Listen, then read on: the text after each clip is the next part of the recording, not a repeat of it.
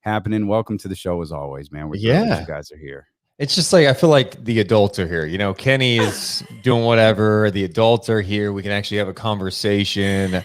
It's just great. It's great. I disagree with that. No, I'm kidding. I miss Kenny. Lake Show, baby. We definitely miss Kenny, but I love that you said the adults are here when one of us dropped stat hose in a recent episode of their podcast. So we're very mature here. Man. Very mature. That's my new favorite thing. Like, you know what that, and you know that's a great way to define those people that are like, oh, the analytics show that he actually didn't have a good game. Did you watch, or are you just going off the stats? Yeah, I mean, I would say this, when I make fun of some of that stuff too, I'm trying to be careful because I do love numbers and analytics does matter and all that stuff. But like, it's clear when people put some of these lists together, and he wasn't the only one. I was looking at stuff throughout the week about Summer League, like top performers, and not a lot of people were mentioned Davion. And I'm watching going, okay, there's something missing here because I'm not being like some homer. The guy is playing really well, and it comes down to this: like, you're not watching the games. Like that's what it is. Like if you come out a list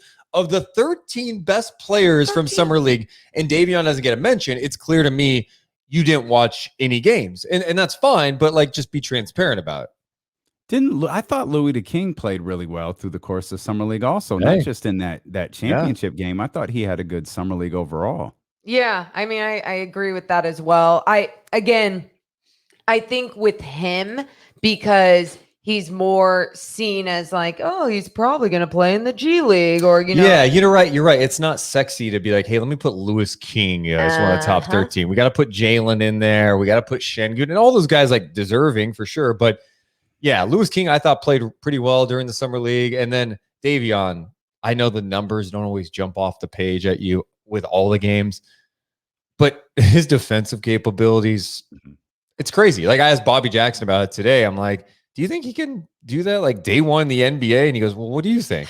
I'm like, I mean, I think so, but he's convinced that like, yeah, Davion is going to help this team big time defensively from the start. It was Bobby's way of saying like, trust your eyeballs, stupid. Like, let's go.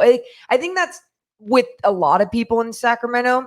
We're having a hard time believing like, oh, this could be the real deal and work out day one, because we're not used to that. Right. It's a different front office, though. It's a different GM making different decisions. And we saw from last year, Tyrese Halliburton, good job. Davion Mitchell so far in Summer League, good job. So I think really trust and believe what you're seeing, and don't just get into the whole like, but it's the Kings, so there's no way this something can be good, you know? Since you talked to him earlier today, what I felt like I saw in this Summer League series, and I'm so envious of you guys, you know, to be able to watch this in Stockton this upcoming season, but I felt like we saw a team that took on the persona of their head coach. Yeah. No, like they played like Bobby Jackson plays. Okay, I am so glad you brought that up, because Jerry Reynolds said that with us the other day too. He's like, you can see the way that he's coaching, it came from his style of play and his playing days. And it really was apparent that was the way that these guys were being coached. It's the way that they played, because again, I asked him today, like, why everyone bought in defensively. It looked so good. It was so fun to watch. And he was just basically giving credit to all the coaches and all the players, just really wanting to make sure that they were doing everything and executing everything that they were told. Besides Davion, what was the biggest standout from Summer League? I think for me, it was Jahmias Ramsey. And I think mainly because last year, you know, G League season's typically 50 games. He played, I don't even remember how many he actually played, but there's 13 games inside the G League bubble. He's playing for Agua Caliente. And so and then you saw him like a very few minutes at the end of the year, but nothing jumped out. I looked at him and was like, well, he's really raw out there. And even at the start of the Summer League. But as the Summer League went on, California Classic was rough. Yeah, He didn't look good. And you're like, okay, well, again, second round guy, maybe this is kind of who he is. I mean, this is what happens. He showed me something. He showed me that he could fight through it. He knocked down shots. He attacked the basket. And talking to Bobby today, like he was most impressed with what he was able to do defensively as the summer league went on. And for a guy who is still really young, he was one of the youngest players drafted last year. You see something there. I'm not like trying to proclaim like, hey, he's going to have a big impact on Sacramento. No, but he's still a young player, and it's great that Bobby Jackson was able to coach this team, and a lot of these guys that he coached are going to end up playing for the Stockton Kings. He gets a head start. It's great for development. So I was really impressed with Jahmias Ramsey and his development and growth, and hopefully with extended minutes in Stockton this year, it's going to be pretty legit. Yeah, I think that's probably the number one that I was like excited about. I think the other surprise to me was seeing Robert Woodard and seeing what his biggest flaws were, what he was lacking in his game. And that gave me more of that validation of going, oh, well, this is why he wasn't being played last year when the entire Twitter Kings fan base was saying, put Robert Woodard in. Oh, it can't be worse than this. And it seemed like it would have been just shoving a G League player out there. And no knock on Robert Woodard. Like there's some great things about him as well, not just his body size, but you saw those little improvements with him too. He got a little bit more comfortable taking up the basketball, but you can tell he's still raw and has a lot of things to work on. It felt like he could play next to Raheem Mostert this upcoming football season on a couple of those plays. Dude like, is ripped. I mean, there was one, and it was early. Like it might have been first Vegas game. He like dips his shoulder in the lane, and he takes a defender out. He's lost with the ball. Like he doesn't know what to do. He's looking off in the distance.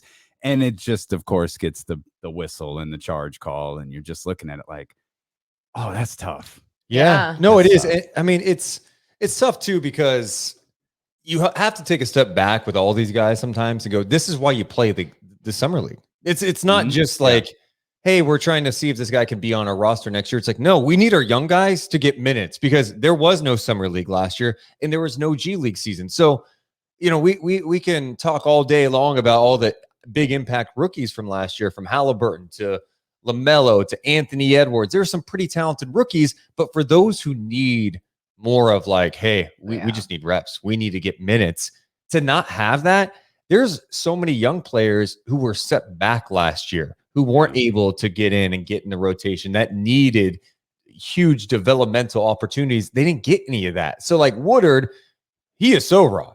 And there was like the last couple of games in summer league, I went, okay, like there was some improvement there. Yep. It's small, but that you need to see something. And he's another guy that needs to go to Stockton, refine his game, and they got to figure out if he's an NBA player or not. Neemias Queta, same thing. Like you can tell he's going to thrive in the G League. There's going to be a lot of good things that he does in the G League, but he needs those reps. He needs those minutes, because yes, he has the athleticism. He can move quite well for this big guy, but then you notice the flaws in him with the way he was ripping through with the basketball. You're a big out there. There's going to be a lot more guys, a different elite talent ripping the ball away from you if you don't understand that you have to stay strong or make sure you're keeping it high. Yeah, in that championship game against Boston, God, I love that we're like super breaking down a championship game in Summer League, by the way. It's game 5 of the NBA Finals. In that championship game, there he had the ball down low at one point, and Neesmith was coming over to help, and it was like, you gotta Neesmith, as Shaq would say, that's barbecue chicken. Go ahead and dunk the ball on him, and he got stripped. It was like a foul or something. But there were a couple of times where you look at him and you go, "You're a big dude. Mm-hmm. You need to be more physical. You need to use that body a little more. Get guys out of your way. Don't let someone shoulder you." Have that strong base. So he's got to continue to work on his body and work on the physicality of the game. But I think you saw enough with Queta that made you think, okay, he may have something in the future. It was worth taking a risk on a guy like that who has a shot blocking ability, has shown the ability to pass it a little bit. But the biggest concern I had was, all right, can the guy even move? Because how many times do we see bigs in the NBA just get lost? And the fact that he was able to switch out on the guys and didn't look lost and pick and roll coverage, those were positive. So, yeah, it's weird because you're bringing up like Stockton, and yeah, that team's going to be kind of fun to watch this year, right? Like, I could see Kings fans going, I want to check this out. Like Sacramento's got an off night. I need to go see what's going on in Stockton because they've got Ramsey down there, Cada, Lewis King, maybe Matt Coleman ends up getting some run with the Stockton Kings. So some Emmanuel Terry love in there too. Yeah, well, that's the guy. Like you would think he'd get a training camp invite from somewhere else. That's what I'm worried about. He played. He had that same defensive mentality that I just loved. He came in and worked his ass off, just attacking the glass. But he was executing where he needed to be on defense too. Like you could tell he's told, okay, the guard comes over, they're setting a pick and roll. I want you to double and then drop back. Like you're stunting the guard and then you're dropping back to your guy because your guy isn't a huge rolling threat, I guess. Whatever. That's just how I was kind of looking at the way that he was playing defense when he would come out toward the perimeter. And it was encouraging. But then on top of that, his energy level and the way that he fought for rebounds, like why wouldn't you want that energy type of guy that's just going to fight for the boards every single night you shove him out there? It is Summer League, but I leave Summer League feeling better about the Kings than I did 2 weeks ago.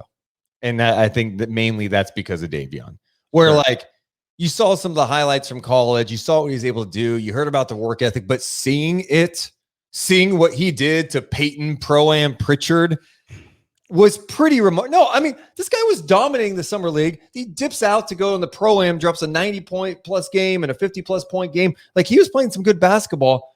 And Davion just absolutely abused him. Davion, we keep talking to national NBA writers, people from the outside and their perspective, and they are talking the same way about Davion Mitchell. You know how sometimes it feels weird when you've been covering the Kings for so long and there are homers in this market and it's just like weird and ridiculous.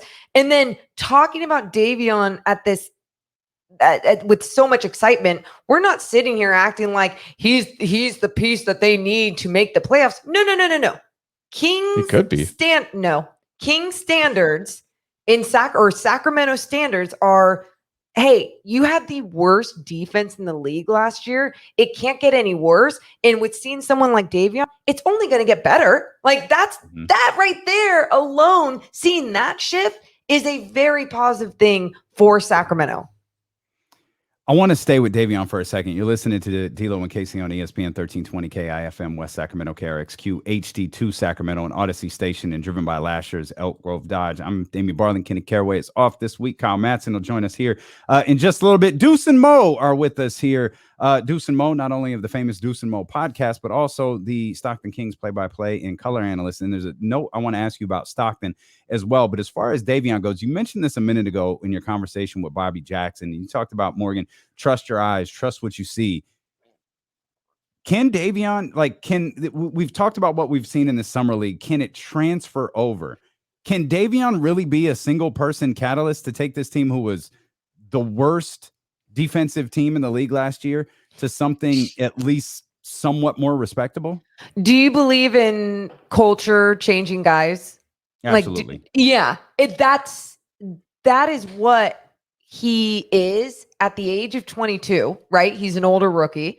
At the age of 22, he is going to be that culture shifting guy because everyone else doesn't want to look like a fool out there when Davion's playing up here defensively and you're just kind of giving this much effort here. Everyone's going to start playing up here because otherwise they're not going to play. And they know it, especially with all these guards. And then in practice, another place you're going to have Davion Mitchell. I always hated these people in practice, but at the same time, I loved them because they made me better, but I hated them because it was like, no matter what, it was always like that game mentality, even at practice. And it was like, you could never take a second off, even for those 3 hours. Davion Mitchell is going to bring that and doesn't give a damn what anyone thinks of him for bringing that. You know, like if anyone says, you know, damn man, this is just a 3-on-3 drill. What's your point? Like, I'm here to win. I'm here to get better at it. Yeah. Like that's him and his mentality. When you read some of the stuff about him and you just see like how many times he just talks about defense. Yeah.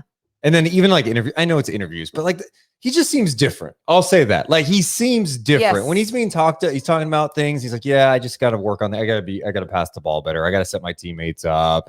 But he is totally, any interview you read about him, it's always about defense. And for a team that, I mean, God, every week last year when we're on with you, we're just like, yeah, I don't know. What do we do about this? I don't know what you do defensively. I mean, that's why the fans were going, Robert Woodard, maybe, because he's 7 foot wingspan, he's strong, and it can't get worse than what we're seeing out there right now. So, I do think he can impact. Like, how much does it? I mean, everyone's got to, you got to have the team defense. I hope it brings more out of Fox defensively, because I think Fox has the defensive capability, like we've mentioned so many times. Does he bring it out of him? We saw Halliburton play some nice defense, very good at playing the passing lanes. Like, okay, if all of a sudden the Kings become a little more disruptive and their guards step it up defensively, makes things easier for the bigs too. And then all of a sudden the Kings are forcing turnovers, they're getting out and running, and that is when, in my opinion, they're at their best.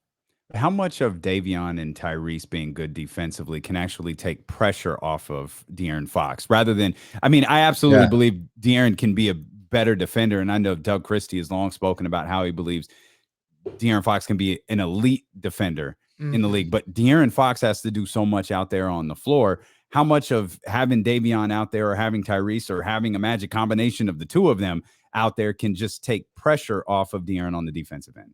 De'Aaron Fox is your best player on the team. And with him, his best elite number one unique skill set is really his speed and how he utilizes it. Now, he can't utilize that speed when they're not getting stops. They're not getting to go. They're not getting to run, especially on the offensive end.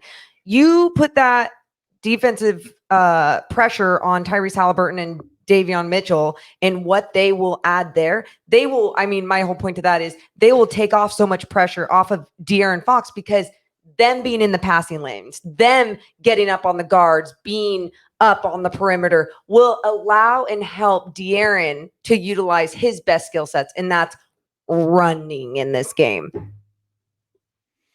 Yeah, what De'Aaron could potentially do. Do you like, is that how you envision the 3-guard lineup, by the way? Like De'Aaron, is it De'Aaron, Tyrese, and Davion? De'Aaron, Davion, and Buddy? Like, what's like, because there's been so much talk about a 3-guard lineup. What do you have a vision of that yet? Because it feels like Buddy's at least going to start with the Sacramento Kings. Like, you know, a lot can happen between now and the start of the season, but I don't know. I don't know what to expect with the lineup, because I think we all sat here last year and wondered, okay, why is Buddy not coming off the bench? And not because Buddy needs to not play. Like, Buddy has a skill set that should be on the floor. He could shoot lights out, right? Like, you need a guy that could space the floor like that. But it was clear Tyrese should have been starting last year, in my opinion. So, I mean, I think ideally you bring Buddy and Mitchell off the bench, and then you stagger the lineups a little bit. I do want to see the 3-guard lineup of Mitchell, Halliburton, and Fox, but there are challenges with that too, because you're going to have challenges with rebounding. There are going to be certain defensive matchups that aren't great, but it's also going to pose some problems for other teams too. So I feel like a lot of it's going to be matchup based, but we've seen other teams do some 3-guard lineups. Yeah. I think one of my big concerns, honestly, with Mitchell and Fox closing games is the free throw shooting, because De'Aaron hasn't proven to be a good free throw shooter. If we're going to talk about Mitchell's game in the summer league, he couldn't make a free throw. I don't even remember what the final percentage was, but when you have 2 guards trying to close games for you and they can't make a free throw, like, that just has to get better. And maybe it does, right? Like, Davion Mitchell improved that 3-point shooting in college last year. He looked pretty good shooting the 3 in the summer league. Can he get that to like 70, 75%?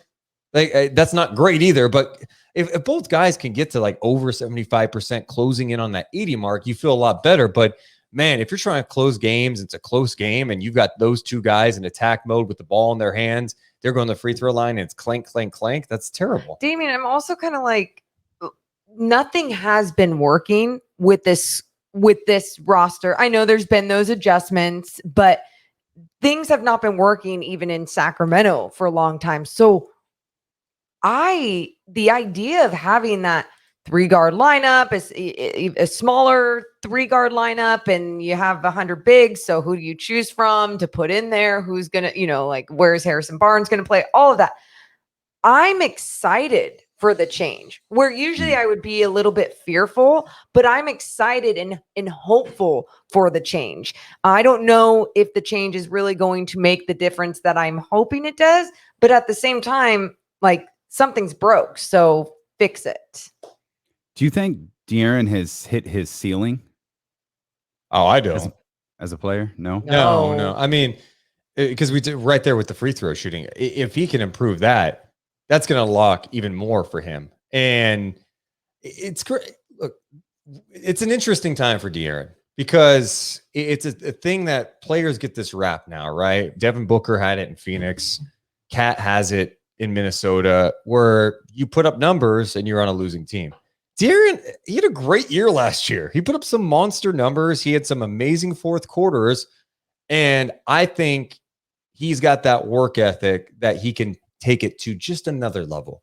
And that is the free throw shooting. That is trying to improve that 3-point shooting that we saw at times. Okay, it looked good, but it dipped toward the end of the year.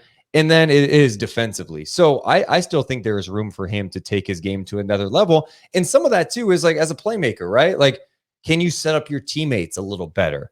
Mm-hmm. So even if he doesn't increase his scoring, that's fine. Let other guys take the load up. Can he find other ways to make his teammates better too? Those are kind of the areas where I go, all right, that's what I'd like to see improve. And that could definitely take him to another level. And we saw proof of it, of him going to another level last year. Like the leap that he took in the middle of the season. Yeah. In season. Like that right there gives me hope that he still has a long way to go, right? Mm-hmm. A long way to go. I'm saying, like, where he still has so much more to accomplish with his own individual game. And he's going into his 5th season. You look around the league, you look at someone like Kawhi Leonard.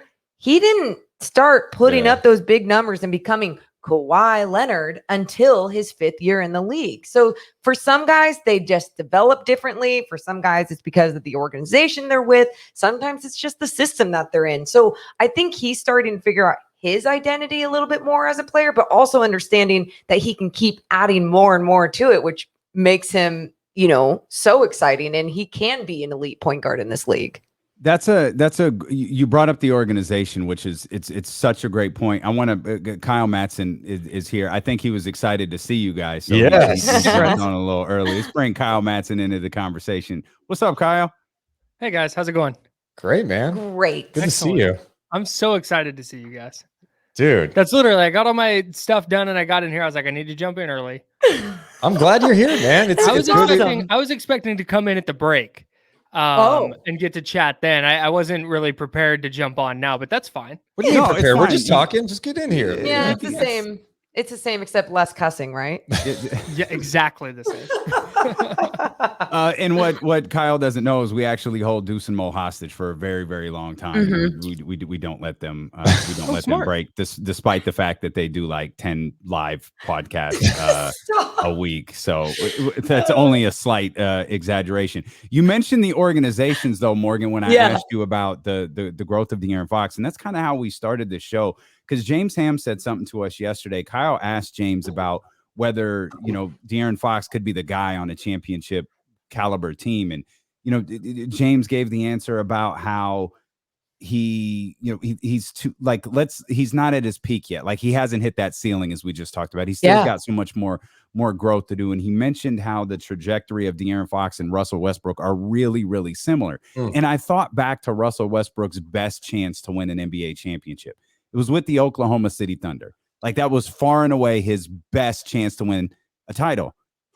And he wasn't the best player on the team. Yep. And that just stuck out to me. And then I started looking around the league going, what young player am I expecting? Like, do I expect to be championship caliber? De'Aaron's here in Sacramento. We're looking at him like, get this team to the playoffs and you'll probably get a statue. I'm looking at a guy like Donovan Mitchell. I don't know what his expectations are. Jason Tatum, to me, the caliber of player he is, the organization he's with, he's banner or bust. Like, he's a guy who has to win a championship. He's the guy who has to be the guy on a championship team for him to live up to all of these expectations that he's in. And you go around and you look at like De'Aaron Fox's peers, his contemporaries, and you got like Trae Young, you got, Luka Doncic, you got all of these different guards that are, 23, 24, 25 years old.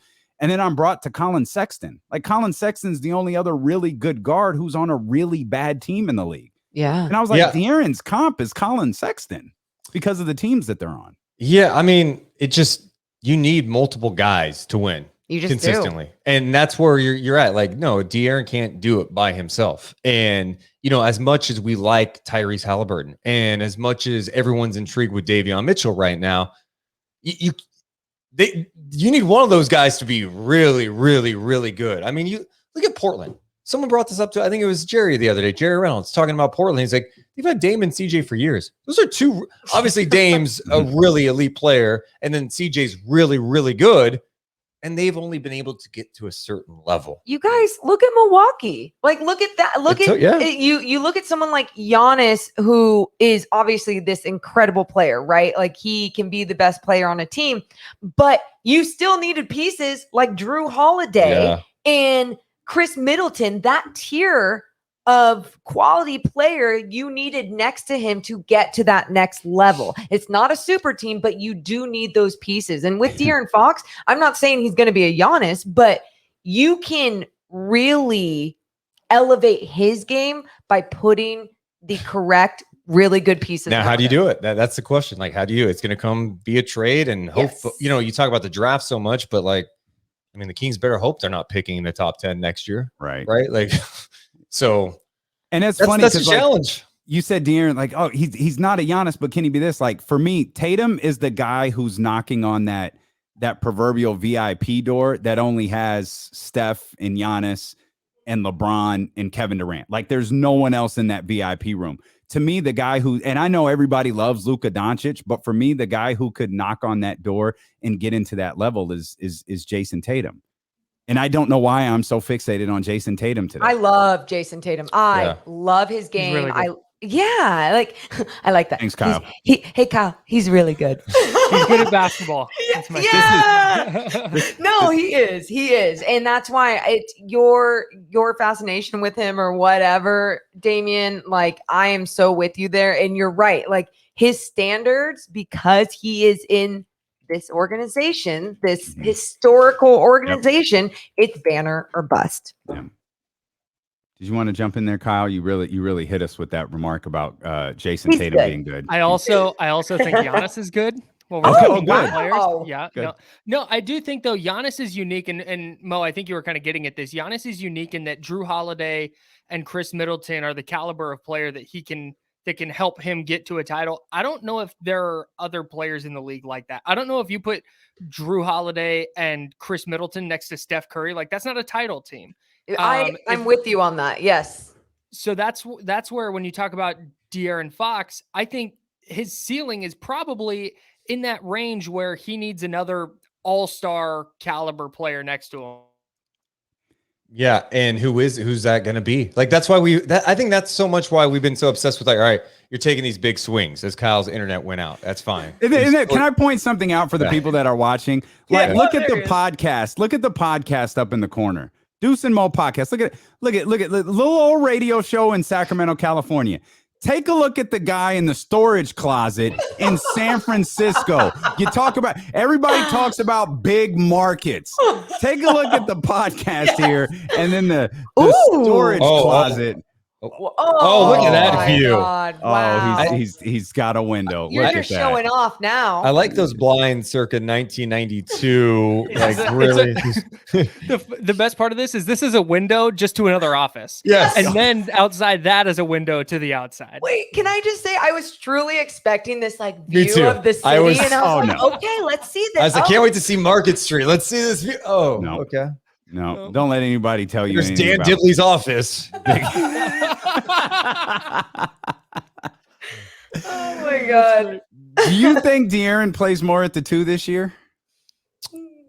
Yeah, I mean, it's so weird, these positions. What are positions anymore? Right. I mean, I think he played more off ball last year too, especially with Halliburton. So I imagine, especially in 3-guard lineups, That's what's great about this game now. Like having multiple guys who can handle the rock, who can get to the basket, who can make a play. That's a great thing to have on your team. Okay. I know everything is positionless, and we talked about Harrison Barnes, like it doesn't matter who's out there on the floor, like he could be the 4, he could be the 3, it doesn't matter. Have the Kings done enough to separate themselves, whether in the West or something? Well, I'm thinking more specifically of like New Orleans, Minnesota, San Antonio. Okay, you guys hear me out and tell me if you agree with this. If this is the direction that they go, what we saw in Summer League, again, just Summer League from this King squad, you saw this buy-in, you saw this defense, you saw this intensity. Let's just say with some of the pieces that are now with the Sacramento Kings, obviously you have someone like Terrence Davis, Mo Harkless, Alex Lynn is a big, tough guy. I'm just putting out the toughness out here, right? I believe and then Davion Mitchell, that contagious work ethic, toughness. Let's just say that becomes this team's identity, and they buy in night after night after night, not on their skill level, not on being every player being an all-star player or anything, but they go into every single game putting that effort and that toughness and that becoming their identity. I believe they could take on some of these other teams and actually get some wins. Yeah, I mean, I just think on paper. I know what you're saying. I know. No, I know what you're saying. I get it. You mentioned like Minnesota. Every time I look at Minnesota, I'm just like, really? But Anthony Edwards showed some great flashes last year. They still have Cat. But they've got talent. They've got talent for sure. And then New Orleans. I don't know. Like, I didn't love their offseason, but I step back and go, okay. That was a weird year last year. Like clearly Stan Van Gundy didn't connect with that group. I think Brandon Ingram's a stud. Yeah. And Brandon Ingram kind of had a disappointing year last year. If he bounces back and they got Zion, that's legit. That's two legit guys. So but the supporting cast may not be there. But you're talking about Zion and Ingram, all-star level talents. Edwards, I don't know if he's at that point yet to make that jump, but Cat's been an all-star in this league. So again, Sacramento hasn't who's their all-star? Right. They haven't had one yet. But I guess my point to the toughness too, I look at a team like the Miami Heat, and so many people want to go Milwaukee or Nets, Milwaukee, and then Heat is like really intriguing to so many people. Well, of course, Jimmy Butler is a great player. Bam is a great player. You add the toughness and PJ Tucker, the shooting, and Duncan Robinson, and then now Kyle Lowry as your point guard. But what you have there truly is that toughness that people are believing in is why they're seeing that team as a contending team still in the East, as one of the top teams. And my point is, I'm not saying the Kings, that toughness is going to take them completely to the next level, but I think we're going to see a little bit of a shift. Like teams, I'm hoping are going to be like, damn, I don't want to play that team. Like I don't want to play Davion Mitchell. Like he just makes my life hard. Like, yeah, I mean, I think my issue with that, and I'm with you about Davion, and we've talked about his impact a lot today, but do you have some of the most talented players in this league are wings? Who's guarding these wings? Like Harrison Barnes does an adequate job at times, right? Yeah. Mo Harkless for some spot minutes. But again, we're talking about premier wings in this game, and the Kings don't have that at this point, right? Like they don't. They've got a lot of guards and a lot of the rotation. You know what I mean? Yeah. That's what's difficult to me. So if you could pick a move to be made, one move, just one, before the season starts, what would it be? Well, I guess it would be a shooter for a shooter. But what's that mean? Who is that? And when I say that, I mean like Buddy Hield for a different shooter. Who's that different shooter that's available? Exactly. Like, so that's, I mean, the Siakam one is the one that I would love, but I don't see it. I just don't see it happening. Yep. I think that is like, you look at what the Kings need, an athletic, long player who can score, play some good defense. He'd be perfect. He'd be perfect here. I just don't know you have the assets to get it done. And if you do, how much better are you? If you're adding Siakam, but it means giving up Halliburton Right. or Fox, because that's what it's going to take to pry him away. Exactly. And so once the dust settles on that move, how much better are they? That's exactly it. And like the whole pipe dream of, hey, maybe you can hit up Masai and Healed and Bagley and some picks. Like, it's not happening. Nope. Like, why are they desperate to get rid of Siakam anyway? Like, his stock has never been lower. It hasn't been. He's coming off an injury. He had a tough year last year. Like, he's not coming back until December. If you're Toronto, you just hold on to this guy and see how he responds from the injury, from the torn labrum, and see how he fits with the guys that you added to this team. And then if he's playing well, maybe you do listen to some of the intriguing offers closer to deadline, but like maximize his value later. And that's why I think too, even Buddy Hield, assuming that he's starting the season with the Sacramento Kings jersey on, I believe he's the type of guy that wants to be like, okay, let me just showcase the hell out of my talent. Right. Like, and when I say that, I don't think he's going to be,